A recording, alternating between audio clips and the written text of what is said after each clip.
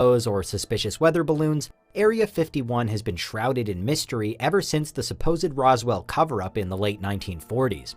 Over the decades, this government facility has become a focal point for debating the possible existence of extraterrestrials.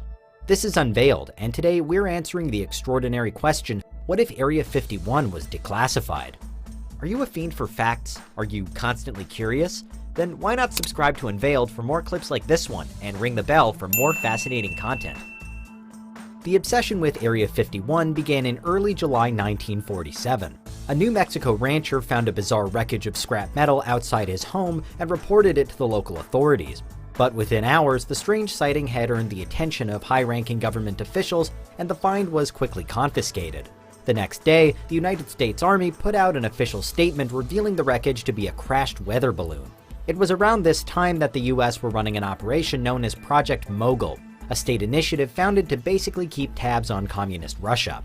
These supposed weather balloons were genuine bits of high-tech kit, equipped with long-distance microphones that could reportedly detect sound waves created by Soviet Union atomic bomb tests. The project apparently ended in 1949, but for some, the Roswell incident was a little too suspicious to just unquestionably take the government's word for it. It wasn't long before the public began creating theories that Roswell wasn't weather balloons but was instead a top-secret base where autopsies were performed on mysterious spacemen and alien spacecraft were tested.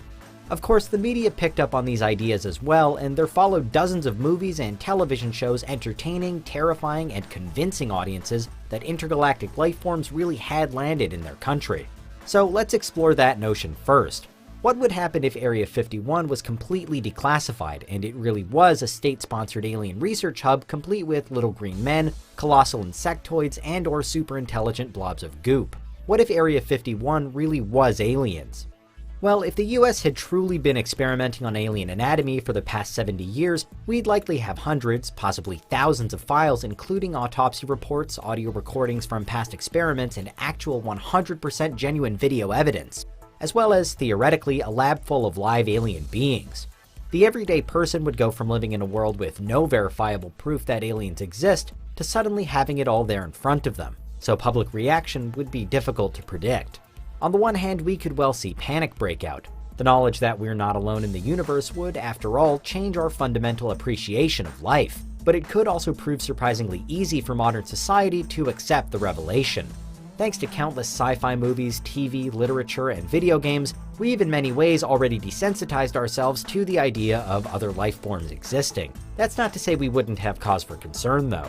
Questions would remain about whether other alien planets knew as much about us as we apparently did about them. Plus, the revelation that America had been housing such a secret would seriously threaten all existing diplomatic ties between the US and everyone else. As for the conspiracy theorists who had long since claimed that Area 51 was hiding aliens, they'd suddenly find themselves as one of the world's few trusted voices.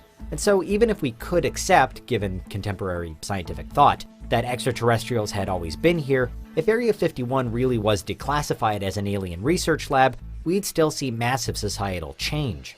But of course, not every Area 51 theory says that the site is housing the bodies of Martian invaders. So what else could it be? Some have linked it to the moon landing, arguing that it's actually the location where the Apollo 11 missions were filmed and hoaxed. NASA and much of the scientific world has disproved these claims time and time again, though. Other, less lofty explanations have billed the no-go zone as simply a top-secret military base where the US forces develop weapons and strategies without anyone else knowing what they're up to. There's no denying that Area 51 maintains extremely high security.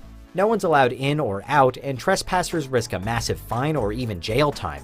Even the president couldn't spill the beans because allegedly even they don't completely know what goes on in there. The only president known to be strongly involved with Area 51's activity was Dwight D. Eisenhower, who approved at least one of the projects during his presidency. By contrast, Bill Clinton reportedly tried digging up files on aliens but found nothing. So most American leaders couldn't tell you about Area 51 besides what's already been declassified. That Eisenhower project probably gives us our most reliable insight, though. In the mid-1950s, President Eisenhower gave his approval for the CIA to use Area 51 as a testing site for their latest aircraft, the Lockheed U-2. A state-of-the-art machine, it was to help the US government spy on the Soviet Union and take photographs without being detected. According to documents declassified by the CIA in 2011, another aircraft dubbed the Archangel 12 was also built after the U-2, and future aircraft projects at the site would pave the way for the Lockheed F-117 Nighthawk and the Lockheed Martin RQ-170 Sentinel, both specifically built for espionage.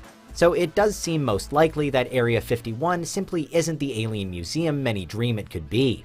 So far, most declassified documents have shown that it operates as a testing site for United States spy tactics. The facility's expansion in 2016 further supports this theory.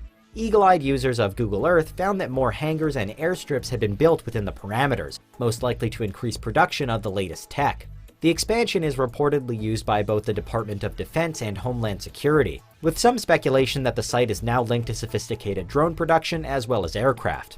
With that in mind, Area 51 may not be hiding anything so unusual from us. But even if its official use was ever declassified, it'd no doubt still be a source of speculation. Since the infamous Roswell incident, we've steadily learned a lot more about Area 51, and instead of aliens and UFOs, documents have described tests for stealth planes and weather balloons. Maybe that's all there is, but it'll always encourage us to wonder, what if? And that's what would happen if Area 51 was declassified.